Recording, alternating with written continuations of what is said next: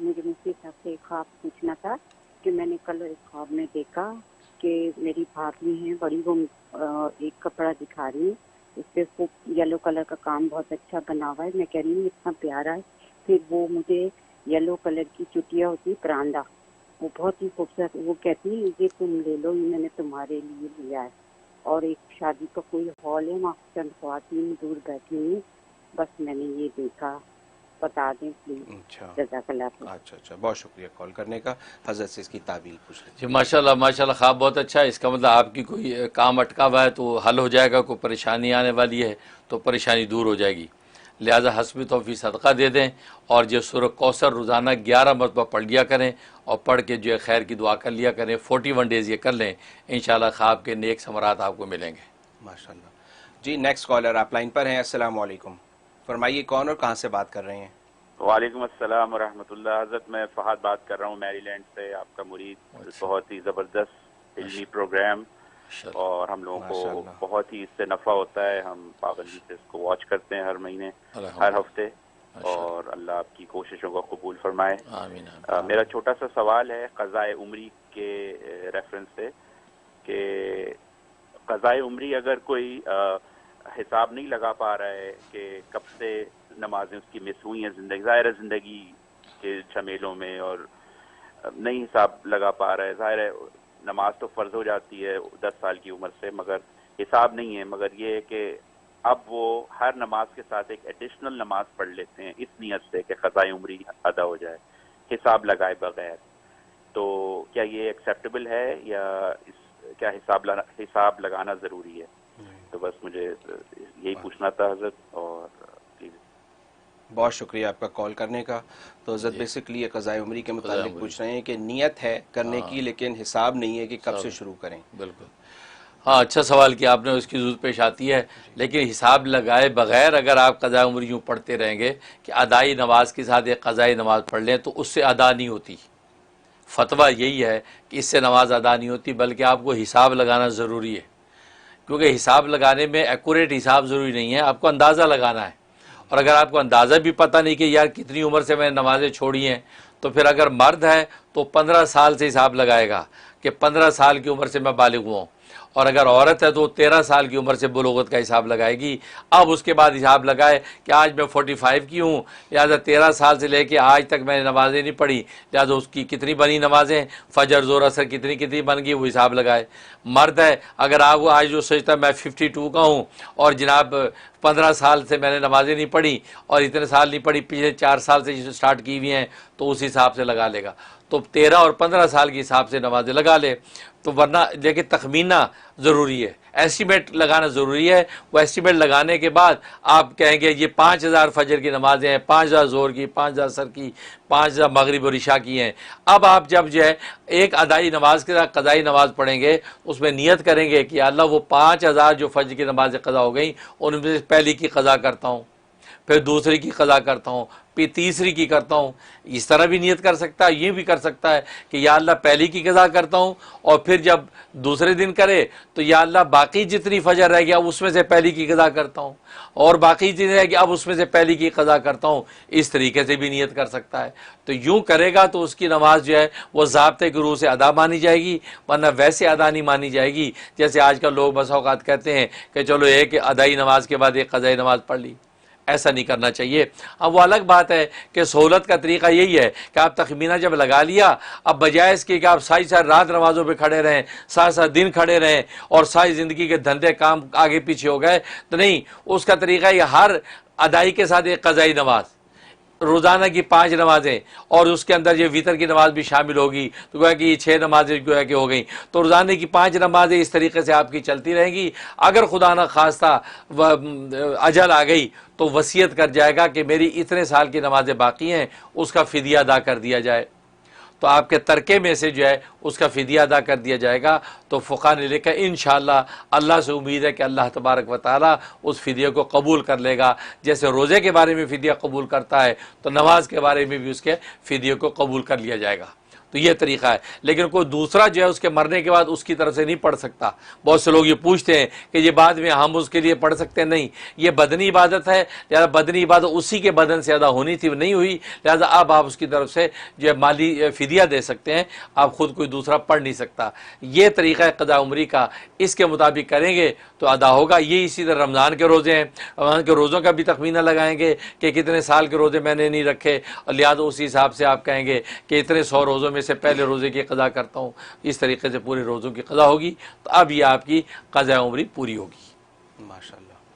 بہت شکریہ ناظرین آپ کے کالز کرنے کا. اب حضرت والا سے ایک منٹ میں ہم آپ سے ہمیشہ ایک سوال پوچھتے ہیں اور آپ بڑی زبردست رہنمائی فرماتے ہیں. تو حضرت آج کا سوال کچھ اس طرح کا ہے, تصوف سے متعلق ہے کہ ایک مسلمان, ایک نیک بندہ جب اللہ تعالیٰ کا قرب حاصل کرنے جاتا ہے تو اس کے سامنے 2 میجر راستے ہوتے ہیں. یا تو وہ ظاہری شریعت کا ماہر بن جائے, اس کا اتنا علم حاصل کرے, یا پھر وہ باطنی علم حاصل کرے جو ہے. تو اگر ہم دیکھیں تو ظاہری شریعت کا علم جو ہے, یعنی جو مدرسوں میں حاصل کیا جاتا ہے 9-10 سال لگا کے, جب بندہ یہ حاصل کر لیتا ہے تو اللہ تعالیٰ کی معرفت بھی پا لیتا ہے کسی نہ کسی درجے میں, اللہ کی محبت اور قرب بھی حاصل کرنے لگتا ہے, اور پھر یہ کہ دوسروں کو بھی نفع دینے والا ہو جاتا ہے, گائیڈنس دینے والا ہو جاتا ہے.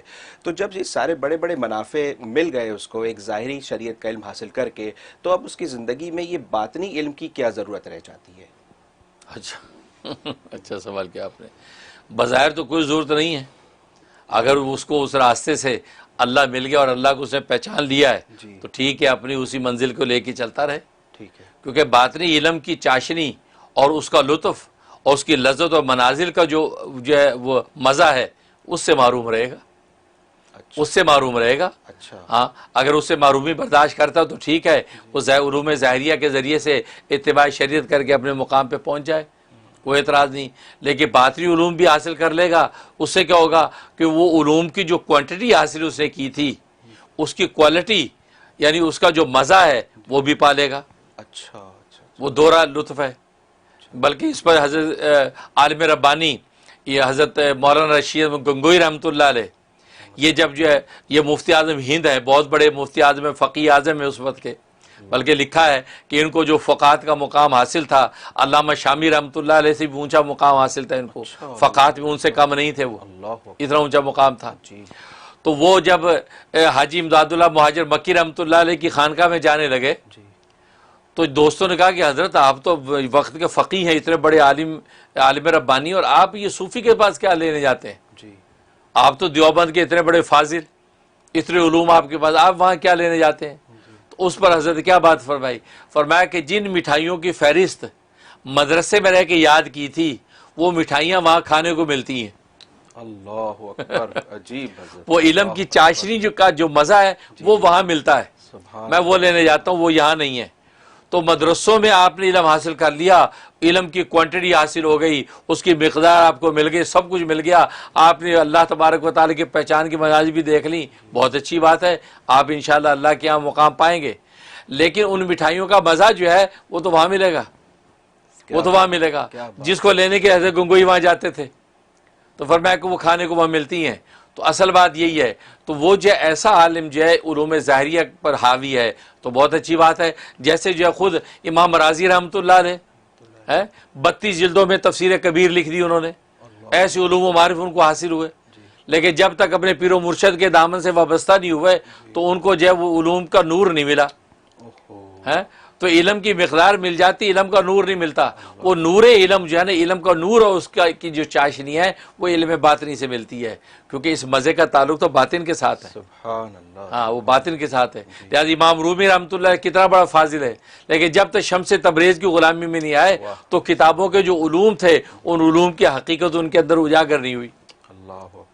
اس لیے جو ہے یہ وجہ ہے, اس لیے کہا جاتا ہے کہ علم ظاہر پر جو حاوی ہے, ہاں علم ظاہر پر جو عالم حاوی ہے وہ علم باطن کا راستہ بڑی جلدی عبور کرے گا, کیونکہ علوم کی مقدار تو اس کے پاس ہے اور اس کی راہیں موجود ہیں کہ کس کس راستے سے کہاں کا خدا کو پہچاننا ہو جانا ہے, خدا کی صفات و ذات کے حقائق کیا ہیں, معرفت اس کو پہچان حاصل ہے, بس اس کو قدم بڑھانا ہے, بے شک وہ بڑی جلدی نکل جائے گا. یہی وجہ ہے کہ حضرت گنگوئی رحمۃ اللہ علیہ جب حاجی امداد اللہ مہاجر مکی رحمۃ اللہ علیہ کے پاس ٹھہرے, صرف ایک چلہ ٹھہرے وہاں پہ, اور راتوں کو اٹھ کے ضربیں لگائی ہیں لا الہ الا اللہ کی, تو ایک چلے میں وہ مقام طے کر گئے اور ایک چلے کے بعد خلافت لے کے گھر آئے. واہ کیا بات ہے، سبحان اللہ. تو لوگ جو وہاں موجود تھے ان کو بڑا شبہ ہوا کہ یار یہ کیا بات ہوا کہ حضرت حاجی صاحب نے ان کو تو 40 دن میں خلافت دے دی اور ہم جو سالہ سال سے لگڑے کھا رہے ہیں ابھی تک تو کچھ ہوا ہی نہیں. تو حاجی صاحب نے ایک واز کے اندر طریقے سے جواب دیا کہ دیکھو بھائی، گیلی لکڑیاں جب آگ میں ڈالتے ہیں تو وہ جو ہے جلنے میں ٹائم لیتی ہیں، کیونکہ آگ پہلے تو ان کا گیلا پن سکھاتی ہے پھر جا کے جلتی ہے نا. تو جو لکڑی آئے سوکھی وہ تو آتی آگ پکڑ لے گی. تو اشارہ ہی کر دیا، وہ تو بالکل تیار آئے تھے، بس لا الہ کی آگ جو لگی ہے، عشق کی آگ لگی ہے، چنگاری ایک دم پھڑک گئی اور وہ جناب لے کے چل گئے خلافت. لیکن جو گیلی لکڑیاں آئی ہیں، اور گیلی لکڑیاں تو ٹائم لگائیں گی نا. تو وہی والی بات ہے. تو اس لیے جو ہے نا، تو علم ظاہر کا جو حاوی عالم ہے وہ علم باطن کے راستے میں آئے گا تو وہ جلدی آگے بڑھے گا. بلکہ اس پر حضرت تھانوی رحمۃ اللہ نے بڑی خوبصورت مثال دی. وہ فرمایا کہتے دیکھو، ایک کچا کباب ہوتا ہے، ایک پکا کباب ہوتا ہے. کچا جو کباب انگریڈینٹس اس کے وہی ہیں جو پکے کباب میں ہیں. ٹھیک ہے نا. کچا کباب جو اس کو ابھی توے پہ رکھے تلا نہیں ہے، ٹھیک ہے نا، لہٰذا اس کی خوشبو پورے محلے میں پھیلی نہیں. لیکن پکا کباب جو اس کو تل لیا ہے نا، اس کی خوشبو پورے محلے میں پھیل گئی اور ہر بندہ کھانے کو دوڑ رہا ہے. بس فرق یہ ہے کہ علم ظاہر کا جو عالم ہوگا وہ کچے کباب کی طرح انگریڈینٹ سارے پورے ہیں، لیکن کسی شے کے قدموں میں رگڑے نہیں لگے، اس کے مجاہدات کی بٹی کے اندر پیسا نہیں ہے. جیسے وہ پیسے گا اس کی خوشبو پورے عالم میں پھیلے گی. اس کو علم و معرف پورے عالم میں، اس کا علم و معرف اس طرح جائے گا، بولے گا ایک مقام سے اور دنیا کے دوسرے کونوں میں اس کا فیضان پہنچے گا. بے شک. جیسے وہ پکے کباب کا کیوں اسے پیر و مرشد کے قدموں پہ رہ کے وہ جو مجاہدات کی بھٹی کے اندر اپنے آپ کو پکایا تھا تبھی خوشبو پھیلی.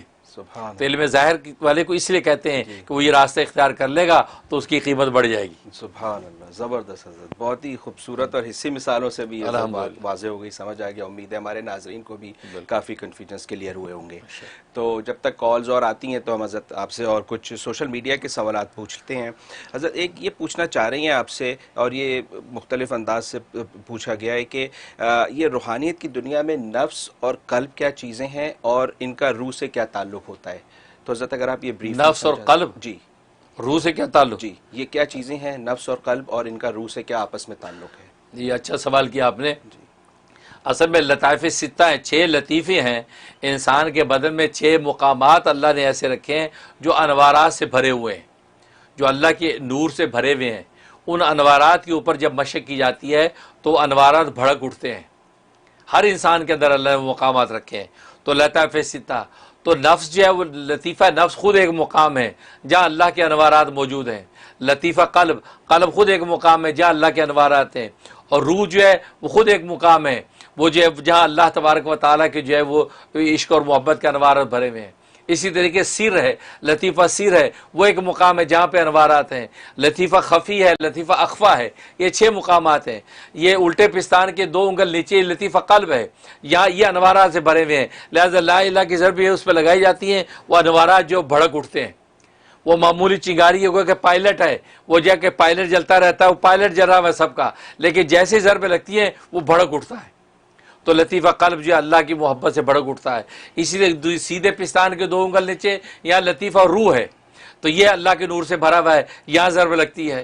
اسی طریقے دونوں کے درمیان یہ سینے کی جگہ پہ لطیفہ سر ہے، لطیفہ سر یہ نور سے بھرا ہوا ہے. اور یہ ناف کے 2 انگل نیچے جو ہے یہ لطیفہ نفس ہے، یہ انوارات سے بھرا ہوا ہے. اور یہ جو ہے انسان کے ابرو جو ہیں، ابرو کے اوپر کا جو مقام یہاں پر لطیفہ جو خفی ہے. اور دماغ جو ہے یہ لطیفہ اخفا. تو یہ 6 مقامات ہیں جو انوارات سے بھرے ہوئے ہیں. تو یہ روح اور نفس اور جو آپ نے جو قلب پوچھا ہے، یہ 3 الگ الگ مقامات ہیں لطائف ستہ میں سے، جہاں پر جو ضرب لگا کے جو ہے وہ جو اس کو وہ آگے سے آگے بڑھایا جاتا ہے. ہاں باقی ان 6 میں سے 5 جو لطائف ہیں یہ عالم امر میں سے ہیں اور ایک عالم خلق میں سے ہے. عالم امر سے کا مطلب یہ ہے کہ یہ عالم امر میں سے عرش الہی کے اوپر جو ہے یہ مرتب ہو کر یہ جو امور نظر آتے ہیں. لطیفہ قلب، لطیفہ روح، لطیفہ سر، لطیفہ خف، لطیفہ اخفا، یہ عالم امر میں سے ہے. اور لطیفہ نفس جو یہ عالم خلق میں سے ہے. تو یہ میں فرق ہے، اس کی تفصیل الگ ہے. تو یہ اس طریقے سے یہ 3 الگ الگ مقامات ہیں، اور یہ سب مقامات پر جب محنت کی جاتی ہے تصوف سلوک کے لائن میں تو پھر اللہ کی محبت کا نور جب بھڑک اٹھتا ہے تو یہ بندہ سالک جو ہے وہ اللہ کا سچا عاشق بن کے منزل کو پہنچتا ہے. ماشاء اللہ. تو حضرت یہ جو حدیث میں آتا ہے کہ جب بندہ گناہ کرتا ہے تو اس کے قلب پہ ایک کالا دھبا لگا دیا جاتا ہے، لگ جاتا ہے، تو حضرت وہ یہ اسی قلب کی بات ہو رہی ہے؟ جی اسی قلب، روحانی قلب کی. جی روحانی قلب. ماشاء اللہ. جی حضرت یہ ایک صاحب ہیں فیس بک پہ پوچھ رہے ہیں کہ میں تسبیح کر رہا ہوتا ہوں تو کبھی اگر کمرے میں کوئی آ جاتا ہے تو میں پھر تسبیح اپنی چھپا لیتا ہوں، کیا ایسا کرنا صحیح ہے؟ ہاں نہیں، اس کی ضرورت نہیں ہے کہ اگر آپ نے پورے اخلاص نیت کے ساتھ تسبیح پڑھنا شروع کر دی ہے، اب کمرے میں کوئی آ گیا ہے تو آتا رہے. اب چھپانا ریا ہو جائے گی. یہ ریاکاری کا مضمون بڑا جو ہے باریک ہے. یعنی دیکھو ریاکاری کی حقیقت یہ ہے کوئی عمل مخلوق کی وجہ سے کرنا، مخلوق کی وجہ سے کوئی عمل کرنا، اس کو ریا کہتے ہیں. خالق کے لیے نہیں، مخلوق کے لیے کرنا. اب یہ آپ نے جو تسبیح کو چھپایا ہے یہ مخلوق کی وجہ سے کیا ہے، اللہ کے غیر کی وجہ سے چھپایا ہے، یہ ریا کے مفہوم میں داخل ہو جاتا ہے.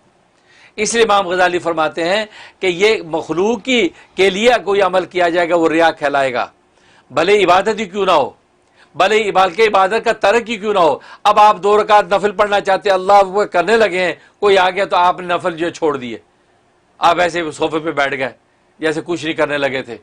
تو یہ جو آپ نے ترک صلاۃ کیا ہے، نماز چھوڑی ہے، یہ ریا ہو جائے گی، کیونکہ آپ نے یہ ترک عمل جو کیا ہے یہ مخلوق کے لیے کیا ہے. لہٰذا یہ ترک عمل ریا، اور ریا جو شرک خفی کا گناہ ملے گا. لہذا آپ اس لیے اخلاص کا مطلب آپ اول والا میں جب اس کو سٹارٹ کریں اخلاص کے اس عمل کو شروع کریں، دیٹس اٹ. اب اس کے بعد کوئی دیکھتا تو دیکھتا رہے، آپ ہیزیٹیٹ آپ کانفیڈنس سے عمل کرتے رہیں، کیونکہ اب سمجھو کہ اللہ نے اس کو دکھایا، اللہ نے دکھا دیا آپ کو اس حالت میں. اللہ کے اپنے منشا اور مناظر ہیں، اللہ نے اس لیے دکھا دیا کہ شاید اس کو ترغیب ہو جائے، اللہ نے اس لیے دکھا دیا شاید اس کے ذریعے سے اب آپ کی نیک عمل کی تشہیر ہو جائے، کیونکہ یہ تو اللہ کے ہاتھ میں ہے کہ شہرت اللہ اگر دلوا دے تو وہ ریاکاری نہیں ہے، وہ اللہ کا انعام ہے. یہ وجہ کہ آپ جانتے ہیں کتنے اولیاء اللہ ہیں کہ جنہوں نے غاروں میں چھپ چھپ کے عبادتیں کی ہیں، راتوں میں صحیح سے رات قرآن کی تلاوتیں کی ہیں. آج ہمیں کیسے پتہ لگ گیا؟ یہ اللہ نے کسی ذریعے سے تو پتہ کروایا ہے نا، اللہ نے ارشاد کیا. تبھی تو حدیث میں آتا ہے تم غار کی کھوک میں چھپ کر بھی نیکی کرو، اللہ تبارک و تعالیٰ اس وقت تک تمہیں موت نہیں دیں گے جب تک تمہاری نیکی کو دنیا پر عام نہیں کر دیں گے، مشہور نہیں کر دیں گے. اس لیے تو ریا منع ہے کہ اللہ کے نے ذمہ داری لے رکھی ہے آپ کی نیکیوں کو پھیلانے کی. آپ کو خود پھیلانے کی نیت نہیں کرنی چاہیے، اللہ نے خود ہی پھیلا دینی ہے. تو لہٰذا جو ہے تسبیح آپ جب کر رہے ہیں آپ بالکل کانفیڈنس سے کرتے ہیں، کوئی آتا ہے دیکھتا رہے، کوئی بات نہیں، پوچھے کہ ماشاءاللہ جی یار آپ تو بڑے اللہ والے ہو گئے کہ یار دعا کرو اللہ بنا دے، یار بڑی تسبیح ہو رہی ہیں، ہاں یار کیا کرے، خدا کو یاد کرے، گناہ بہت ہیں، خدا سے معافی توبہ کر رہے ہیں بھائی، اس طرح جواب دے دیں. لیکن آپ چھوڑے نہیں، چھوڑنا یہ ریا ہو جائے گا اور یہ شرک خفی کا گناہ ملے گا. جی حضرت ضمناً اس میں یہ پوچھتا چلوں کہ اگر کہیں ایسی جگہ انسان پھنس گئے جہاں اغیار ہیں اور ماحول اتنا فیوریبل نہیں ہے اور آپ کو ڈر ہے کہ کوئی فتنہ کھڑا ہو سکتا ہے یا کوئی غصہ یا وہ ناراضگی ایک دم سے ظاہر کر سکتے ہیں کفار وغیرہ کہ یہ کیا ہو رہا ہے یہاں پہ وغیرہ وغیرہ، تو اس میں کوئی حکمت ہے چھپانے کی یا ہاں لیکن اگر ایسی صورتحال ہے کہ جب کفار مشرکین ہیں آپ کو تکلیف دیں گے، ایذا دیں گے، یا تسبیح کی کاؤنٹنگ کرنے میں آپ پر تہمت لگ جائے گی، کیونکہ یہاں بہت سے ایسے واقعات ہوئے ہیں کہ وہ ریل گاڑی میں بیٹھے ہیں، ٹیوب کے اندر بیٹھے ہیں انسان جو ہے نا انڈر گراؤنڈ میں، اور وہ کاؤنٹر ٹک ٹک ٹک ٹک تسبیح کر رہا ہے، تو پولیس کو فون کر دیا، پولیس نے پکڑ لی یہ کیا کر رہا ہے، اور فون کرنے والے کہہ دیا یہ گاڑی کے ڈبے میں بندے کاؤنٹ کر رہا ہے، لگتا ہے یہ پھٹے گا، لگتا ہے اس کے بعد کوئی ایسا کوئی اسلحہ ہے یہ پھٹے گا، کوئی بم شم چلے گا، تو وہ لوگوں نے پولیس نے پکڑ لیا. تو ایسے اگر خطرات ہوں اپنی جان اور عزت کو بچانا تو اولین فرض ہے، لہٰذا اس وقت میں آپ تسبیح یہ میں ڈال لیں، کیونکہ اللہ تبارک و تعالیٰ تو محتاج نہیں ہے کاؤنٹنگ کا، آپ محتاج ہیں، یا جیب میں ڈال لیں. آپ یہ انگلیوں کو پوروں سے کرتے رہے، سبحان اللہ انگلیوں کو پورے پہ کر لیں، یہ پورے اللہ بنائے اس لیے. ایسے جہاں خطرات ہے وہاں یوں کر لیں، یہ بھی نہیں کرنا، ایسے ہی بیٹھ رہے ہیں تو زبان سے کرتے رہیں، اللہ کی کاؤنٹنگ ہو رہی ہے، آپ کو ضرورت نہیں. سبحان اللہ، بہت یہ ہے جی بالکل. نیکسٹ کالر آپ لائن پر ہیں. السلام علیکم، فرمائیے کون اور کہاں سے بات کر رہے ہیں؟ السلام علیکم. وعلیکم السلام. جی فیصل بھائی السلام علیکم. حضرت السلام علیکم. وعلیکم السلام. جی بہت بہت شکریہ آپ کی مینجمنٹ کا، ایک دفعہ اور انہوں نے مجھے موقع دیا متحد بات کر رہا ہوں دوبارہ. اچھا حضرت، یہ ابھی فیصل بھائی نے آپ سے ایک سوال پوچھا تھا باطین کے بارے میں، تو اسی میں ایک اور میرا یہ ایک تو یہ بڑا اچھی بات یہ ہو گئی کہ دو آپ کے پاس آج ایسے سوال آئے جو میرے بھی تھے، اور پہلے بھی میں نے کہا کہ آپ کے پروگرام میں اکثر ایسا ہوتا ہے کہ جو باتیں آدمی سوچ رہا ہوتا ہے اس کے جواب خود بخود ہی آ جاتے ہیں. تو آج بھی یہی ہوا اتفاق 2 دفعہ. ایک تو صاحب نے جو فجر نماز کے بارے میں پوچھا تھا اس کا، اور فیصل بھائی نے جو سوال کیا اس کا بھی، تو وہ سوال میں کرنے والا تو انہوں نے پوچھ لیا. لیکن اس میں ایک اور بھی اشکال ابھی یہ باقی ہے کہ یہ جو اولیاء اللہ جو صرف باطن کا علم حاصل کرتے ہیں اور ان منزلوں پہ چل کے جو ہے وہ اپنا مقام حاصل کرتے ہیں اور منزل تک پہنچ جاتے ہیں، جیسے عارفی صاحب تھے، بڑے بڑے مفتی حضرات جو ہے ان کے قدموں میں بیٹھتے تھے، تو یہ باطن کے علم میں رہتے ہوئے کیا ظاہر کا بھی علم حاصل کر لیتے ہیں؟ جیسے آپ درس نظامی ہے اس میں بخاری کا ختم ہوتا ہے اور فقہ ہوتا ہے اور بہت ساری چیزیں پڑھائی جاتی ہیں 5 سال 7 سال کے اندر، تو کیا یہ منزلیں بھی وہ طے کر لیتے ہیں اور اس مقام پہ پہنچ جاتے ہیں کہ وہ ظاہر میں جن لوگوں نے علم حاصل کیا ہوتا ہے ان سے بھی وہ آگے نکل جاتے ہیں؟ ایک سوال تو یہ ہے اسی سوال کے پیرائی میں. لا الہ الا اللہ. اچھا ماشاء اللہ، بہت اچھا دلچسپ سوال ہے یہ بھی. ماشاء اللہ یہ اچھا سوال کیا آپ نے. بالکل اس میں ایسا ہے، دیکھو جو نرا علم ظاہر حاصل کرتے ہیں ان کو تو باطن کے علم میں سے حصہ نہیں ملتا، لیکن جو باطن کا علم حاصل کرتے ہیں، علم باطنی تو علم وحی ہوتا ہے، اللہ تبارک و تعالیٰ کی طرف سے گویا کہ عطا کیا جاتا ہے، اور علم باطنی کی منزلیں طے کرتی ہیں. ان کو علم ظاہر میں سے اتنا حصہ مل جاتا ہے جتنی ضرورت ہوتی ہے، کہ جس کو طالب العلمی فریضۃ علی کل مسلم فرمایا کہ طالب العلمی فریضۃ علی کل مسلم، کہ اتنا علم حاصل کرنا بقدر ضرورت فرض ہے کہ جو حلال حرام کا موجود ہو، کہ جس کا علم ہو تو وہ اتنا. تو باطن کے علم میں اتنا علم جو ہے ظاہر انسان کو حاصل ہو جاتا ہے کہ جس سے وہ حلال حرام کو اس کو پتہ ہوتا ہے، اتباع شریعت کے حقائق اس پر کھل جاتے ہیں، تو وہ علم اس کو حاصل ہوتا ہے اور اس کو لے کے چلتا ہے. اور اتنا علم حاصل کرنا ظاہر کا تو باطن والوں پر ضروری ہوتا ہے کہ طالب العلم فریضۃ علی کل مسلم، کہ مطلب اتنا علم حاصل کرنا بقدر ضرورت جس سے حلال حرام کا پتہ چل جائے، وہ ویسے ہی ان پہ فرض ہوتا ہے. لہذا باطن والے اتنا علم تو ضرور حاصل کر ہی لیتے ہیں.